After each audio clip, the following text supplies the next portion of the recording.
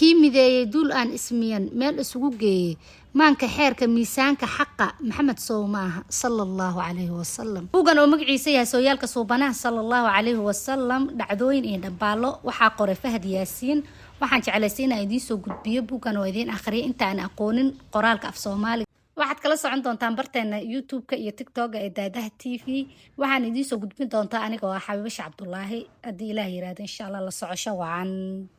sooyaalka suubanaha sallallahu alayhi wasallam dhacdooyin iyo dhambaalo cutubka koowaad dunidu sidee u ekeed ka hor soo bixistii nabiga sallallahu alayhi wasallam dunidu sidee ahayd iftiinku waxaa si dhab ah u arka una dareemo qofkii mugdi ku noolaa ee ka soo baxay qiimaha islaamnimadu waxaa dhab u ogaada una dhuuxa qofkii gaalnimo soo maray ee islaamkana qaatay macaanka hanuunkana waxaa dhadaansada qofkii baadilnimo soo maray ee hanuunay nicmada ubadkana waxaa qiimaheeda yaqaano qofkii ay ubad la-aan hayso tanaadnimada waxaa tabaya sabool sararta dhulka ku haayo sidaas waxaa la mid ah qofkii doonaya inuu ogaado qiimaha suubanuhu sallallahu alayhi wasallam waa inuu dib u jaleeca dunidu sidee ee suubanaha sallallahu alayhi wasallam hortii haddaad doonayso inaad si dhab ah ugu kuurgasho sidai dunidu ahayd ka hor dhalashadii suubanaha sallallahu alayhi wasallam waxaad dhuuxdaa siday xaaladaas u tilmaameen allah subxaana watacaala iyo rasuulkiisa wamaa arsalnaaka ilaa raxmatan lilcaalamiin kumana aanan dirin naxariista caalamka adoo ah mooye kitaabun anzalnaahu ilayka litukhrija annaasa min adulumaati ila annuur kanna waa kitaab aanu kugu soo dejinay inaad kaga bixisid dadka mugdiyada xagga nuur idanka eebood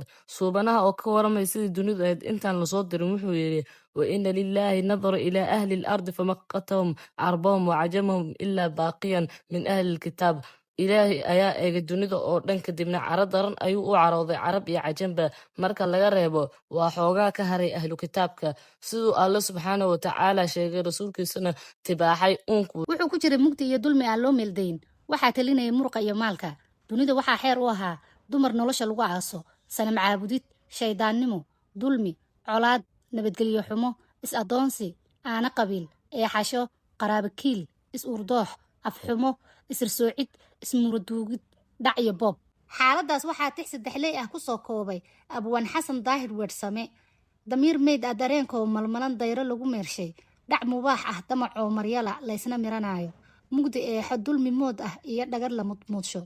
mooraduuga ismaquunintiiyo dhiigga mulacleeyey madi ciilan gobla maasa iyo oori murugaysan agoo muraxsan odayaal mudugah dumar lamaan qoomay muska qaawan reeraha madhee ah mid laga reebin indha milqle maxaabiis xidhxidhan gowrac marintooda mahwi luun ah may dhiig ah iyo dheeftoo macluul ah jin macbuud ah faalise wax maqan mooga laga dhowro dadkoo maahsan dunidoo madow xoogu yahay maamul kii mideeyey milaygana bedelay mashaqadii ooday kii miiraashay miirkii hurdee garashadii maaxshay kii mideeyey dul aan ismiyan meel isugu geeyey maanka xeerka miisaanka xaqa maxamed soomaaha sallallahu alayhi wasallam